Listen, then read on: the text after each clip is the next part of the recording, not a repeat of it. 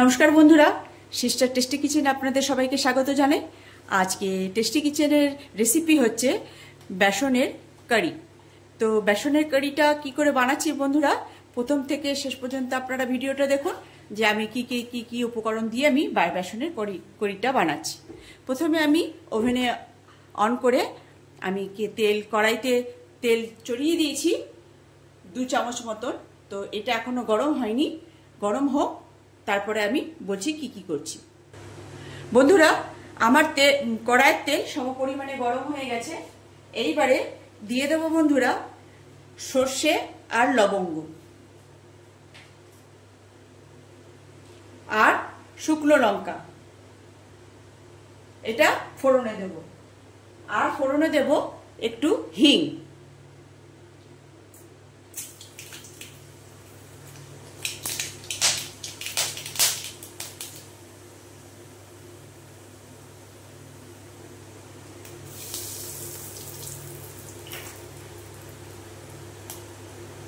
এবার দিয়ে দেবো বন্ধুরা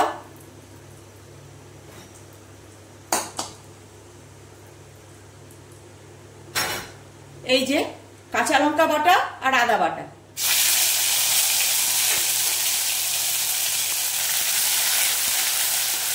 এটা দিয়ে ভালো করে কষবো।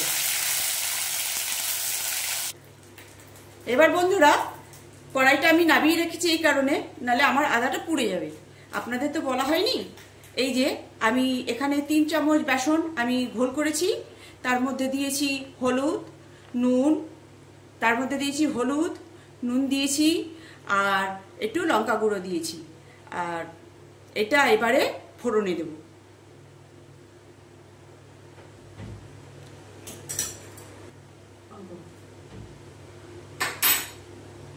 এই যে বন্ধুরা, এবার এটা আমি এর মধ্যে ভেতরে ফোড়ন দিচ্ছি।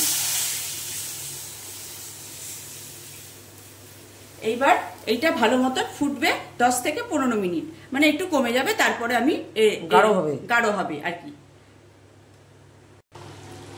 বন্ধুরা দেখুন, এইবারে আমার এই যে বেসনের যে কারিটা কতটা জল দিয়েছিলাম এটা ফুটে এই পজিশনে এসছে। তো এইবারে আমি এর মধ্যে তড়কা লাগাবো। তো এটা এখন আমি একটুখানি সাইড করে নামিয়ে রাখছি। এর মধ্যে তড়কা লাগাবো।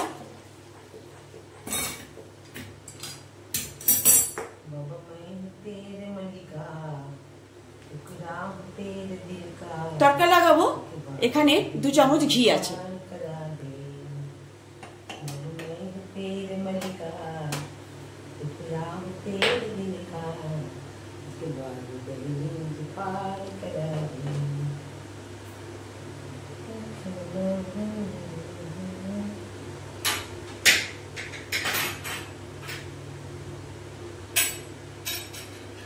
এবার দিয়ে দেবো একটু কাশ্মীরি লঙ্কার গুঁড়ো।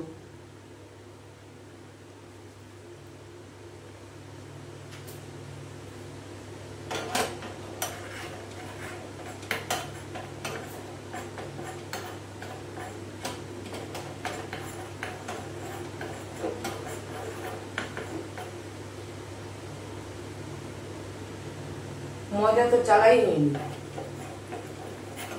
দেখুন বন্ধুরা, এই যে আমার লঙ্কাটা সুন্দর ফোড়নের ভাজা ভাজা হয়ে গেছে। এইবারে এটাকে আমি তড়কা লাগাবো।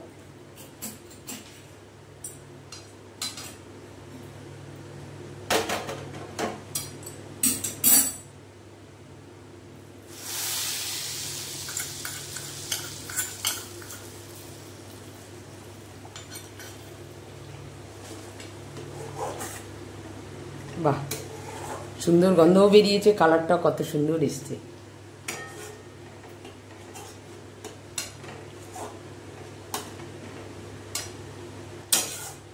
বন্ধুরা এই যে আমার বেসনের কারি, হ্যাঁ কারি না, বেসনের কারি হ্যাঁ আমার পুরো কমপ্লিট। এবার গ্যাস করব অফ আর করব প্লেটিং। বন্ধুরা এই যে আমার বেসনের কারি, তো কেমন লাগছে বন্ধুরা আমার এই বেসনের কারি রেসিপিটা? বন্ধুরা ভালো লাগলে একদম সামান্য রেসিপি আপনারা বানিয়ে খাবেন। আর খুব সুন্দর টেস্টফুল লাগে কারিটা, সুন্দর খেতে, ভাতের সঙ্গেও ভালো লাগবে আর রুটির সঙ্গেও খুব সুন্দর লাগবে।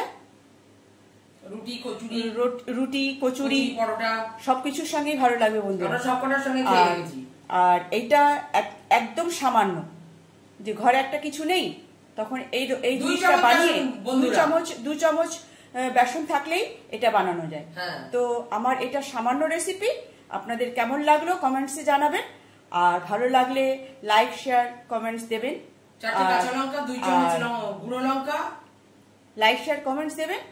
আর আমার এই সামান্য রেসিপি আপনারা বানিয়ে খেয়ে এনজয় করবেন। বাই।